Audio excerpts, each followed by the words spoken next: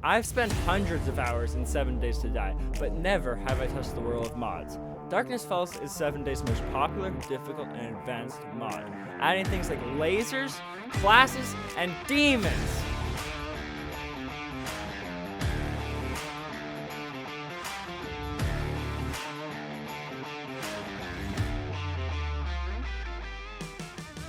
Heading into this, I set a series of goals for myself over these 100 days.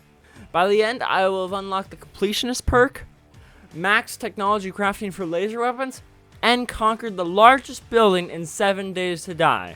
All of this while increasing the Horde Night zombie count for every successful horde. Spawning in this new world, I was presented with a class book and a completely new UI. I went straight to my knowledge of vanilla 7 Days to Die by completing the starter quests to find a trader. I also used the class book I started with to choose the hunter class, since food's often a problem in 7 Days to Die, and there's no way I'm being a farmer.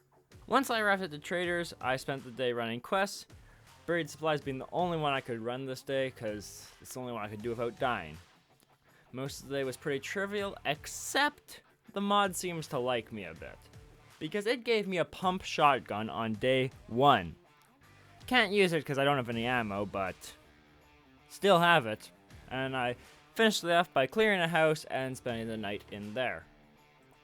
Day 2, I started down the Hunter's quest line. Each class comes with 5 quests you have to do to start unlocking the perks within the class, and some rewards come with it. By the end of the day, I had completed the full line of Hunter quests, and my reward was a hunting rifle with a silencer, which would be my main weapon for the foreseeable future. Every Darkness Falls trailer comes with this medic lady. Now, her quest line is extremely easy, as in her quests take like no time to finish. So I ran every available quest for her until I had to wait till they reset. I still have some daylight left, however, so I used that time to start work on my horde base. Day 4, my quests reset, so I spent the entire day doing them.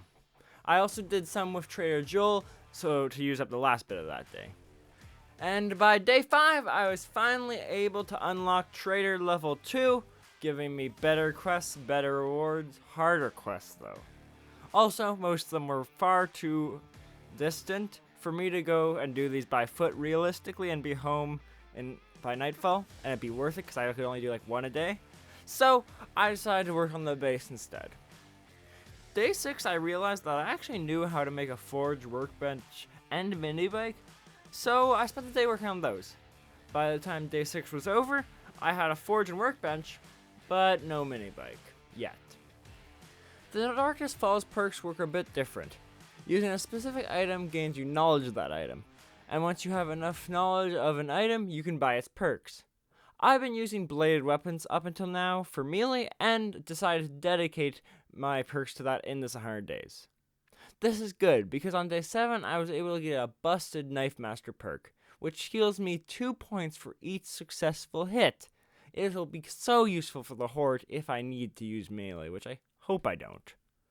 Regardless of my work on the horde base, however, it wouldn't be ready for the horde. So I went to one of the oldest strategies in the book, and cleared a random house to spend the night on the roof of that house. The horde actually went pretty good. It was pretty easy. Resembled a default 7 Days to Die horde. The only near issue I had was when a bird almost pushed me off the house, which would have been my end. But regardless, I managed to survive the horde. Going into day 8, I started with a post-horde zombie loot, and I got a motor for wrenching a school bus, so I made a mini bike. Day 9, I opened a trade route with the medic lady. She took me to a Darkness Falls exclusive trader called Razor's Compound. Guess it's not a trader, but it's a location, a fortified location, which I now know was my first major step in the progression of this mod pack. I started day 10 with some quests and finished with some horde base work.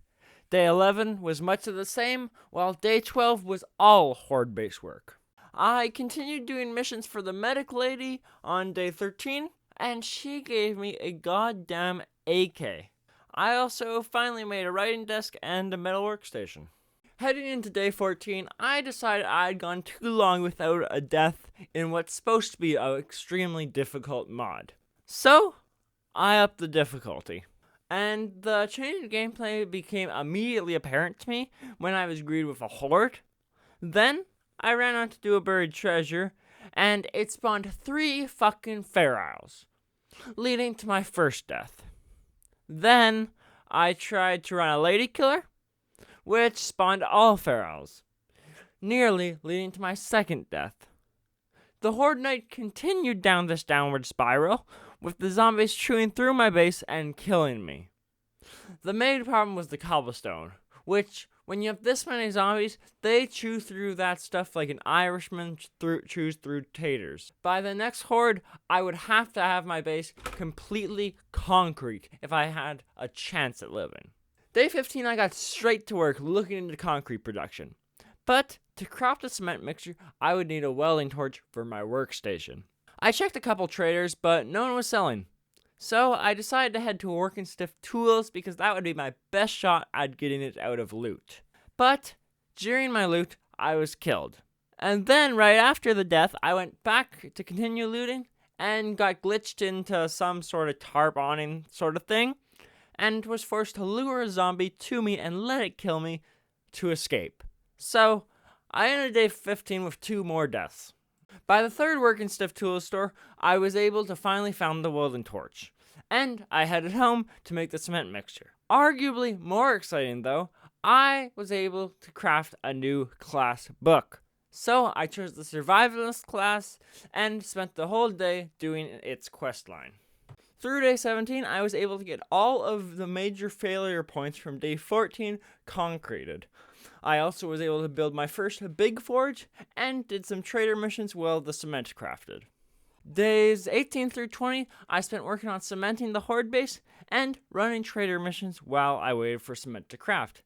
But on day 19, during one of my trader missions, I was killed. By early on day 21, I managed to get the full foundation of my horde base cemented.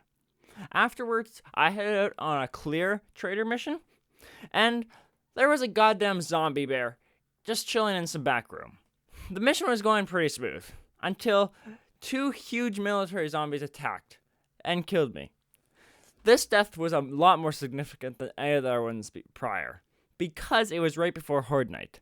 Death in this game gives you a debuff that deactivates some of your skills, and I would have to deal with this debuff during the Horde. Thank God I got that whole foundation cemented though, because over Horde Night, I was able to survive, even though the whole night I could hear them chewing away at that foundation. As always, the post-Horde day's morning was filled with bag looting, and the money allowed me to buy a compound bow. I was also able to make a new class book. I chose the mechanic class this time around, and was able to finish its quest line by the end of the day. Also, got a mechanic workstation built. In day 24, I found what seems to be an overrun trader. Well, not all of us are as fit for the horde as me. Anyways, I got to work thickening the supports for my horde base, so there's no way the zombies could chew through it. Heading into day 25, I continued on horde base work, setting up electric fencing, which took me into day 26 because I wanted to double layer it for crawler protection. In this moment, I kind of seemed like I had about as much brains as a zombie, because the lower layer of fencing was inside the hitbox of the floor, making it completely worthless.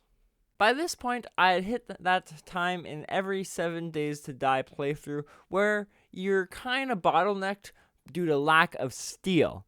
Steel is made in a crucible, which I can't make because I'm too stupid to shape my iron ingots into a bowl. Anyways, I went on a trader run, and thank God Trader Bob had a crucible. For 15k. I didn't have 15k, so I started running trader missions. This has got to be the quickest I've ever run trader missions. I was working so hard. I was working like a construction worker. The only difference is I was getting the pay I deserve for the amount of work I do. Heading into day 27, I noticed the trader's stock reset tomorrow. So, if I can't come off the money today, I lose my chance at the crucible.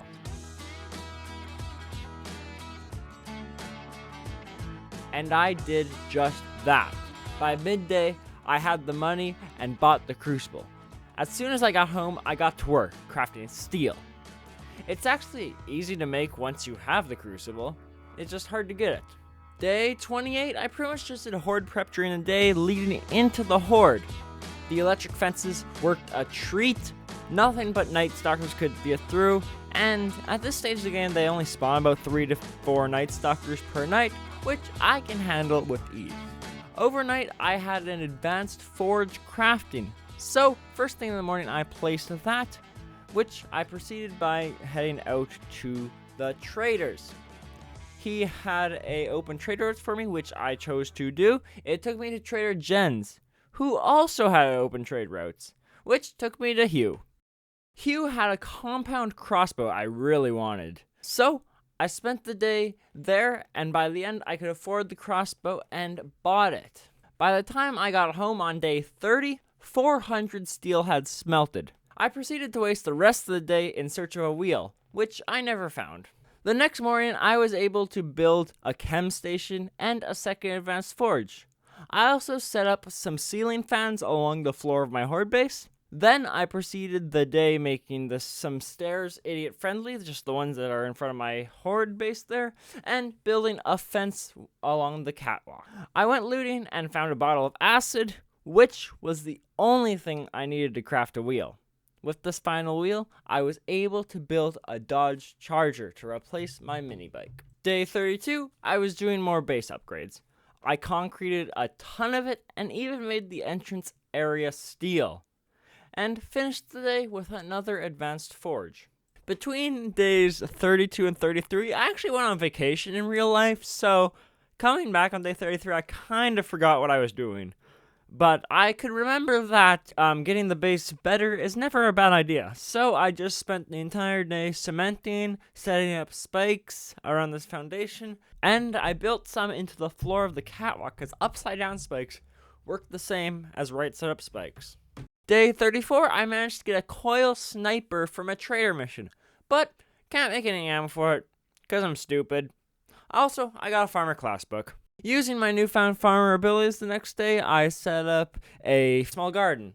During the horde night, at the start, it felt much the same as last, but there must have been more zombies that I just couldn't really tell because they got through and I died. By day 36, I finally realized the importance of Razor's compound. So I headed out there and started running for some tasks for him.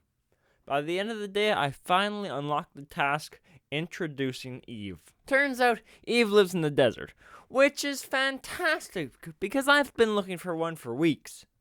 On my way out to Eve, I took some time to mine some oil shale, and once I got there, I took a quest from her before returning home. On day 38, I got back to horde base work. I replaced my entire roof with fencing, which should help me deal with birds easier. Once that was done, I headed to loot a huge crack-a-book nearby. I never thought I'd see the day where I willingly enter a bookstore. But I actually spent the whole night there. By the time the sun rose, I started leaving the crack-a-book, and was exiting with 160 skill notes. Not too shabby. With these, I was able to make a scientist class book, headed to Eve's, and started doing her quests. During one of her quests, I found a wasteland, which is the location of titanium, the next level of material. Anyways, Eve's next quest is virtually impossible to run without a gyrocopter, because of hills and mountains and stuff. So, I spent the night driving home. My new main goal heading into day 40 was to get hazmat gear so I can enter the wasteland and get me some titanium. But my ADD took over when I got distracted by a huge crack-a-book. By the end of the loot, I got 200 skill notes this time, and arguably even more exciting was some titanium leggings. With these 200 skill notes, I was able to learn the last 2 classes in the game, labor and security. Damn, I'm smart. Day 41 and 42, I ran some trader missions. On day 42, Joel had an auto shotgun turret for sale, which I bought and set up. Even though my new turret didn't work because I'm not a mechanic. Oh wait, I totally am a mechanic. Anyways, I survived the horde, so yay! The following day, I looted bags and repaired the base. And day 44 was filled with trader missions. Most of my morning the next day was mining and making steel, which I used on the base. Now, a few days ago, I found a zombie in my house. I didn't mention it because it seemed like nothing noteworthy. But I recently noticed my writer's desk was missing, which shouldn't be a big deal. It's easy to make. I had 100 skill notes, a full class paper, and all of my ink in that desk. That's like 10 days of work gone.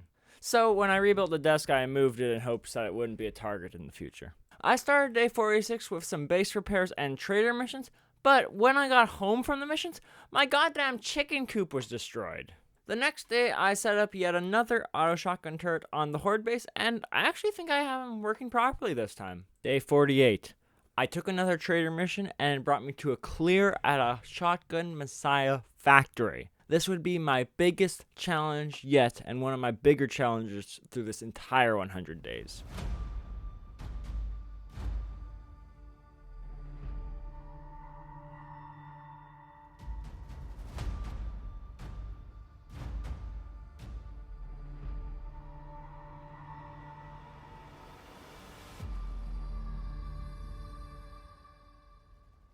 So yeah, it was about as hard as I expected, and took a lot of planning, time, and knifing. After about half the day, I cleared this huge POI. But the cash at the top was so worth it. I imagine this is what it's like to have Christmas, for those of you who grew up with Christmas. All I ever got was a break from my hard field work. But anyways, enough about my childhood. This loot cache was great. With my points from all the killing I did in the Shotgun Messiah, I was able to master the mechanic class, which unlocked me the ability to start working on making a gyrocopter. Well, day 49, I was running a trader mission. There was a bomb zombie, and my freaking junk turret shot him right in the bomb and blew me up right before the horde. Luckily, I was able to get my stuff back and make it home without dying anymore. Anyways, during the horde, midway through, I realized you have to lock the ammo for your turrets to work. So, I only have one functioning turret tonight. Regardless of that, my work on the base in other aspects was really paying off, because even with the increased zombie numbers, this was the smoothest horde I've experienced in quite a while. The millisecond I exited my horde base, I was greeted with a 3 to 4 screamer strong horde. They were stronger than the actual horde I had just barely beat during the horde night, and broke into my base. But luckily, I was able to survive regardless of this, and once they were dealt with, I began my post-horde loot. There were 2 very notable finds today, being Ash's chainsaw and a Black Sky pistol. Once everything was cleaned up, I organized my resources, and with all these resources, I was able to not only upgrade my car to a buggy, but create a gyrocopter and achieve flight. On day 51, I decided to head out for a trader mission. I was running a clear, and for the life of me, I couldn't find the last of these zombies. There's usually a hidden basement, but I've never seen one hidden this well. I had to head out to the shed outside of the property, break a random AC unit, and then commit a trust fall to enter the basement. Heading into day 52, a trader mission took me back to Crack-a-Book Tower. Now, in 7 days, when you run a trader mission, the POI is regenerated. This is so you can't set up traps for missions, but it also means all loot is reset. So I get a second crack at Crack-a-Book. See what I did there? Anyways, sorry about that. With this second loot of the tower, I came away with 260 skill notes, among other things. The following morning, I started with some base upgrades and trader missions. As one of my rewards, I was gifted with a coil shoddy. Then I went home and started work on an irrigation system for my farm. With the skill notes I had gotten earlier, I was able to craft a survivalist mastery book and master the survivalist class, which let me craft a large backpack for more inventory slots. Then I went to run another trader mission, and it gave me yet another crack at Crack-a-Book Tower. By this point, I'm familiar with the tower inside and out, which let me run it super quick. Along with a bunch more skill notes from the loot, the trader gave me a coil pistol for my reward. Day 55, I got to work on the base in the morning and started smelting iron and steel. By nightfall, I had it all incorporated. Once finished some irrigation system work the following day, I got back to work on my base, and by the end of the day, my base was 100% steel.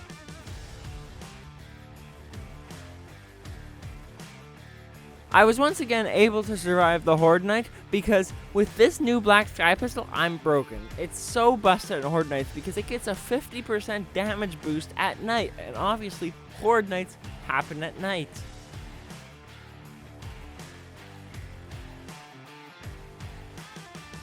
The next morning, I did my bag loot and then ran straight to Eve's. I wanted to get there quick so I could spend as much time on her missions before the next horde as possible, which started just awfully.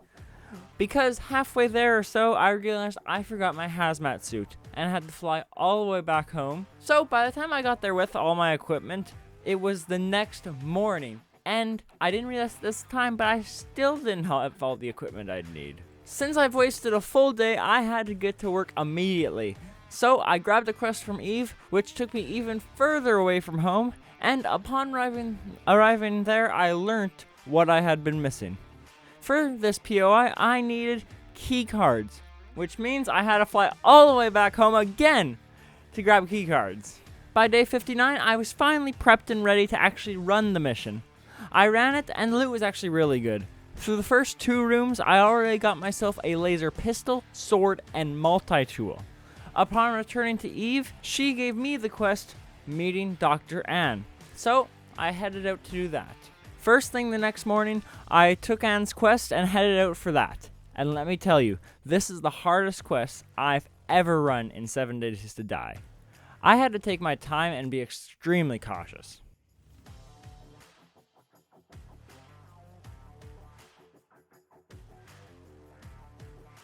Because I was taking so many precautions, the mission took me the whole day, but if I hadn't taken them, I would have surely been dead, if I hadn't been using things like my robotic sledge and junk turret at every single corner. But the loot was so worth it, loads of laser stuff, and some fancy keycards. Anyways, after the quest, I decided I had enough of this and needed to head home to prep for the horde. Day 61 was filled with base upgrades, and I also moved my chicken coops onto the roof of my house because zombies kept destroying them in the front yard. Early the next morning, I made a Future Is Now book, allowing me to make a laser workbench along with loads of laser and future tech.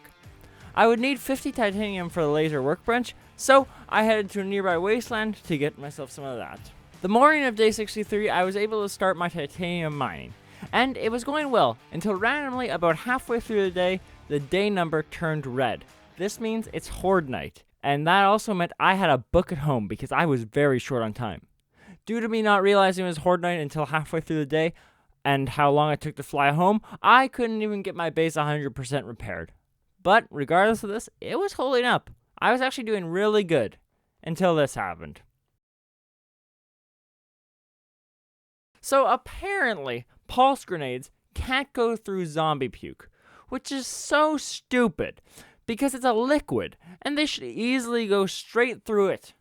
But regardless, it killed me. And when I got back to the base on day 64, the bad news just kept rolling in. Somehow, a couple of my horde-based chests were destroyed. To this day, I don't know how they broke, as pulse grenades don't do damage to structures, and the zombies never actually got into my horde base.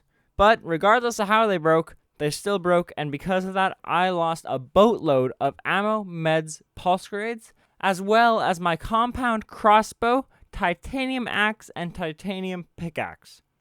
So this time around, I replaced these storage chests with safes. So this way I wouldn't have to worry about this happening again. I also finished off the day by building myself that laser workbench. On day 65, I was able to master the farmer perk and got some work done on my base. But overnight, while I was killing time till the sun came up, I decided to craft myself a titanium crossbow to replace the compound crossbow I had lost earlier. I started the next day by replacing 2 of my advanced forges with fusion forges, and set up some beehives on the roof along with my chicken coops. Then, between play sessions, I had a great idea for a base design I wanted to incorporate. But I would have to hustle if I was to have it ready before the next horde. By the end of the day, I had the framework set up for the base extension, but it was still at the level 1 in terms of strength. Also, I finished the day with getting the second 2 of the fusion forges made.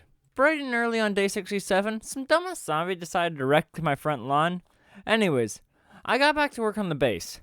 This took me all the way through the day and into day 68. Later on in day 68, I whipped up my first Gotta Go Fast injection, which is the single best speed and mobility improvement in the game. I chose this route over any of the other 3 injection routes solely because I didn't know you could only choose one of the routes until it was too late. I was actually able to make 5 injections and max my Gotta Go Fast level, but some of the buffs I was too low level to use, so they will slowly apply as I level up. Day 69. Nice. Sorry, I started with base upgrades. Then, I went to run a trader mission, and it was so bad. There were way too many zombies at this POI, and I was running like 20 FPS. Because of this, it took me the rest of the day to find every zombie in this maze of a building. I spent day 70 working on the Horde base, and thanks to my hard work, the Horde couldn't have gone much better.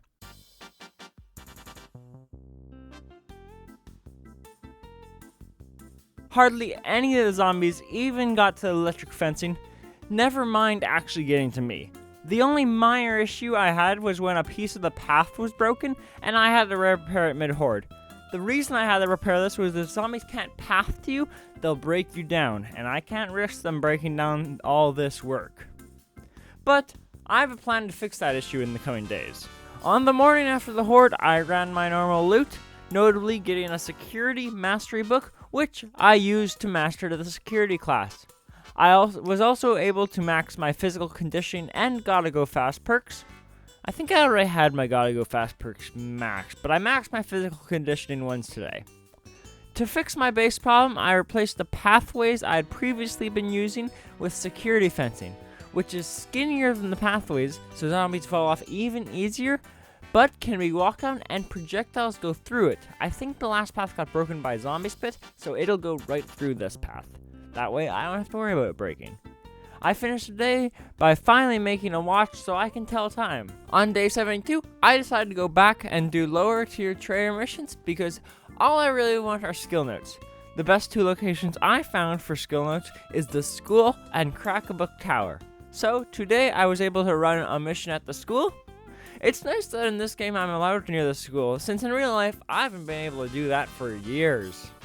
The next day I got a Crack-a-Book Tower mission, which I ran and it gave me a load of skill notes. With these skill notes from the various missions, I was able to finally make a labor mastery book. This allows me to make titanium traps. However, I don't have enough oil for titanium traps right now, so after I finished upgrading my entire base to tier 2 steel, I headed to the desert. The first half of day 74, I spent mining some oil in the desert and titanium in the wasteland. When I got home, I got straight to work replacing my blade and electric traps with their titanium counterparts. But I didn't quite finish it before nightfall. And the next day, I managed to get all the upgrades done before running some trader missions. Day 76, I continued running trader missions because my main goal is to get skill notes since I'm so close to mastering every class. Through the next day, I ran trader missions and supply drops until it was Horde prep time. Once again, the Horde went well. There was one big final push at the end of the night that I was worried about, but not even it got close to killing me. The next morning, I ran my post-Horde loot and then got back to work on trader missions. I started day 79 by repairing the Horde base, then went straight back to trader missions. While running trader missions the next day, I came home to a group of zombies wrecking my Horde base while I wasn't even there, just for shits and giggles. So I had to deal with them before I was able to go back to running missions. After a couple more missions on day 81, I was able to craft a Hunter Mastery book. Through the next 2 days, I was going to keep up with my trader missions, but I realized that through the last couple days, I had become loaded. So, with 190k in my pocket, I headed out to a couple other traders to see if anyone had anything worth buying. And, on the way to one of the traders, I found an all-new Crack-a-Book, so I looted it. After this brief detour, I finally got to Trader Bob's. He had an MD500 chopper for sale, which I bought for 136k. In addition, while I was there, I grabbed 2 SMG turrets and 2 shotgun turrets. On day 84, the trader gave me a Crack-a-Book tower quest, which I ran.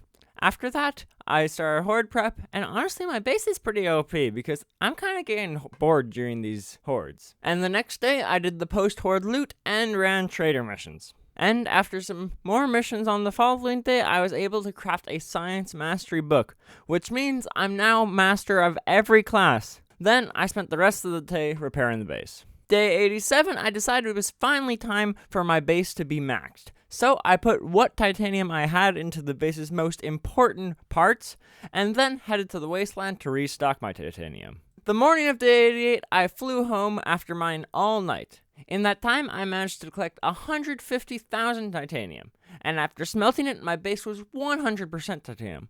Honestly, it kinda looks awful, but damn is it strong, kinda like the towers. Day 89, I decided to rerun Dr. Ann's quest since I need red skill notes to max technology crafting. This took me all day, but during my loot, I did find a power armor chest piece, which is the best armor in this game. By day 90, I was able to max tech crafting, ticking off our first of the list of 3 goals I set on the start of this video, which meant I could craft the rest of the power armor set, and I did just that. Then I decided I'd saved up quite a bit of skill points and should probably spend some. And the second I finished spending them, I learnt about the existence of the completionist perk. Now that I have 0 points to spend on it. Started day 91 with trader missions, after which I was able to unlock the completionist perk, ticking off one of our goals for this 100 days. The horde wasn't too bad, but some base design flaws were revealed tonight. Mainly the fact that one of my auto turrets was acting as a relay, meaning when a spitter destroyed it, the blade traps no longer had power. This was also happening with the electric fences. They were chained, so if one broke, the rest were rendered useless. I started day 92 by working on making coil gun turrets. Then I spent the rest of the day just working on gun components. The next day I spent repairing the base. And the next I made some new electric fencing turrets and generators, trying to figure out how to set them up so they'll all be self-reliant. Day 95, I ran trader missions. And on day 96, I decided to rerun Dr. Grant's quest and had my first encounter with an incubus. They're one of the strongest mobs in Darkness Falls and have stupid health. My laser pistol is the only way I could beat these because I could stun lock them. Thank God, I would have died otherwise. And to top it all off, later on I ran into a demonic behemoth, which is almost as scary as Incubus, I think. Day 97, I ran trader missions. Day 98, I prepped for the final horde of this video. I spent the day making as many wooden iron spikes as I could to make a huge perimeter around my horde base, just in case Incubus showed up. But outside of Incubus, my biggest fear in going into this horde night, honestly, is lag. I've noticed some spots of bad lag the last couple of days, and I know there'll be more zombies here than any of those days, which is scary. Regardless, it actually wasn't too bad. The new wiring situation did wonders at killing my ears just as fast as it killed the zombies. The first concern I had was when a robotic sledge went offline pretty early on in the night.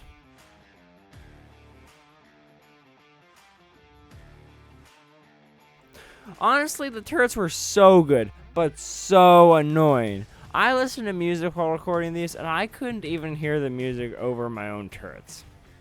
This was the hardest horde I've faced for quite a while. It used the majority of my ammo and grenades, but regardless, I survived the day 98 Darkness Falls maxed horde.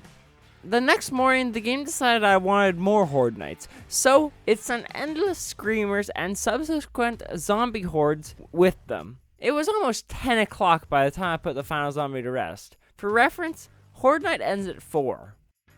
Once out of the base, I didn't even loot. I just made a break straight for my last objective of this 100 days. I drove to the largest POI in 7 Days to Die, Sky Limited. After fighting my way through the floors, I was able to watch the sunset from the highest building in the game one final time. Day 100, I drifted.